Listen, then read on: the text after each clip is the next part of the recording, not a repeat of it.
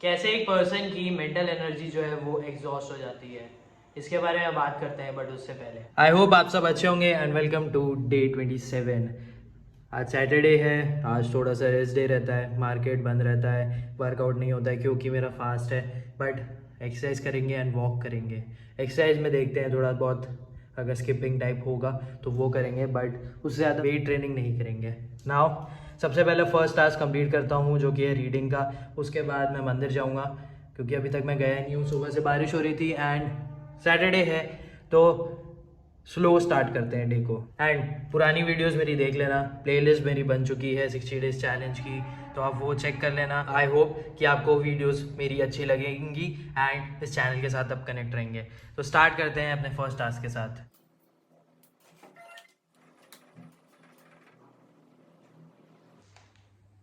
Book complete हो गई। अच्छी बुक है, काफ़ी अच्छी बुक है एंड अगर आपको पढ़नी है तो आप इसको बाय कर सकते हो। देखता हूँ मैं, अगर अमेज़ोन में होगा तो फिर मैं इस वीडियो के डिस्क्रिप्शन बॉक्स में इस बुक का लिंक डाल दूँगा।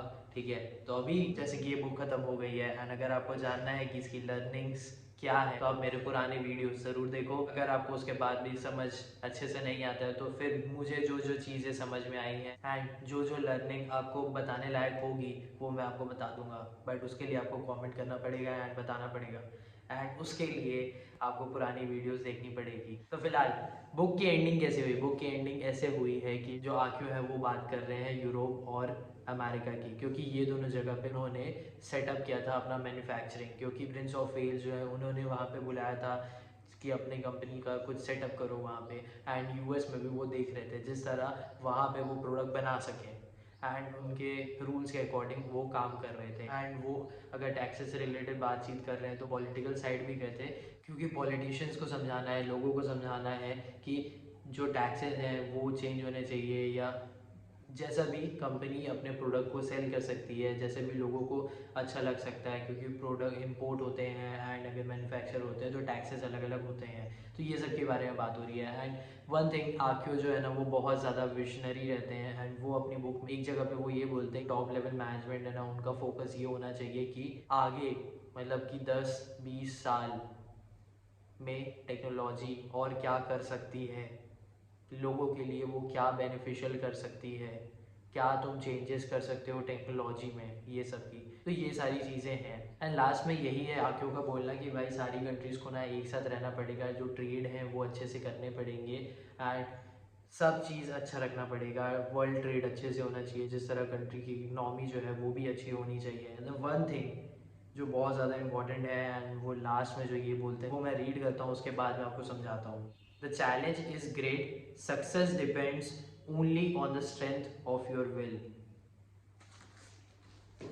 चैलेंज बहुत सारे आएंगे एंड ये जो चैलेंज है ना ये ज़रूरत है, क्योंकि अगर ये चैलेंजेस नहीं आएंगे ना तो तुम इवॉल्व नहीं कर पाओगे, तुम ज़्यादा सोच नहीं पाओगे, क्योंकि तुम सिर्फ एक चीज़ के साथ आगे जा रहे हो। अब अगर उसमें कोई प्रॉब्लम ही नहीं आएगी, कोई चैलेंजेस ही नहीं आएगा, तो तुम्हें पता कैसे चलेगा कि तुम उसमें क्या चेंज कर सकते हो?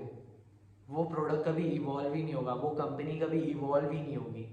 ये सब चीज़ पे लागू होता है एंड सक्सेस जो है वो डिपेंड करता है वो तुम्हारी विल पे, कि तुम कितना काम कर रहे हो, क्या तुम्हारी विल पावर है, कितना तुम चाह रहे हो अपने प्रोडक्ट को सक्सेस करना, अपने कंपनी को सक्सेस करना। वो सारी चीज़ें आएंगी तुम्हारे मेहनत करने से, वो सारी चीज़ें आएंगी तुम्हारे फोकस रहने से एंड वो सारी चीज़ें आएंगी तुम्हारा ग्रोथ माइंडसेट रखने से। एंड तुम्हें ध्यान देते रहना पड़ेगा कि तुम कैसे इवॉल्व कर सकते हो एंड जो तुम्हारा विल है वो सबको समझ में आएगा। जैसा तुम सोचते हो, जैसा तुम्हारा पर्सपेक्टिव है, जो तुम करना चाहते हो वो लोगों को समझ में आएगा। अब बुक ख़त्म हो गई है तो नेक्स्ट वीडियो में नेक्स्ट बुक देखते हैं कौन सी पढ़नी है। एंड फिलहाल के लिए मैं अब मंदिर जाता हूँ, उसके बाद आके मेरे को खाने के लिए बनाना है एंड फिर मिलते हैं। मंदिर से आने के बाद मैं डायरेक्ट खाना बनाने लग गया था, जो कि मैं बना रहा हूँ पनीर भुर्जी। तो पनीर भुर्जी इसलिए क्योंकि मैं पनीर पराठा खाने वाला हूँ अपने फास्ट के टाइम पे। एंड मैंने सब सब्ज़ी काटी थी, प्याज, टमाटर, मिर्ची एंड धनिया। प्याज काटते हैं बहुत ज़्यादा आंसू आ गया था। एंड आप भी अपने प्याज टमाटर काट सकते हो जैसा भी आपको साइज़ में पसंद आता है। मैं मसाले में सिर्फ नमक ही बस डाला हूँ क्योंकि मेरे को पराठा बनाना था इसीलिए। एंड अच्छे से मिक्स कर लो। मैं थोड़ा सा पानी भी डालता हूँ जिस तरह मैं अच्छे से इसको क्रश कर सकूँ। तो मैं मंदिर गया था, मंदिर का वहाँ पे मैं मतलब शूट करना वो भूल गया था। उसके बाद फिर मैं आया, जैसे कि आपने देखा कि खाना बनाया, मैं खा भी लिया, फिर मैं आराम भी कर लिया, कुछ काम था वो भी कर लिया। अभी 3:20 हो रहा है, तो चार्ट एनालिसिस करते थोड़ी देर का, एंड उसके बाद फिर थोड़ा और आराम कर लेंगे, एंड फिर उसके बाद तो एक्सरसाइज करना ही है।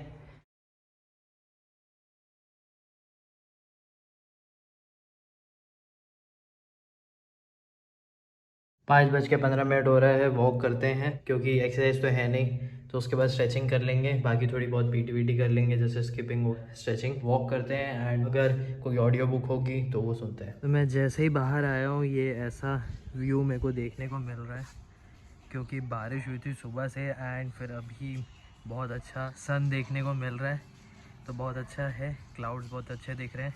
वॉक करते हैं व्यू को एंजॉय करते हुए।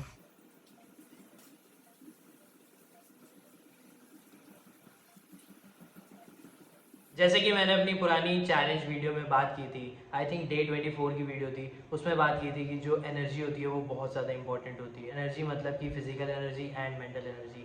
फिजिकल एनर्जी है, सबको पता है कि इश्यूज़ क्या होते हैं, जैसे कि बहुत ज़्यादा बॉडी थक जाती है, हम सो अच्छे से नहीं पाते हैं तो उसके वजह से थकान होती है बॉडी में। अगर हमें इंजरी हो गई तो उसके वजह से थक जाती है, बहुत टाइम होता है, ठीक है, जैसे फीवर वीवर हो गया, तो बहुत सारी चीज़ें हैं, जैसे तबीयत ख़राब हो गई तो उसके वजह से हमारी जो फिज़िकल एनर्जी है वो डाउन हो जाती है।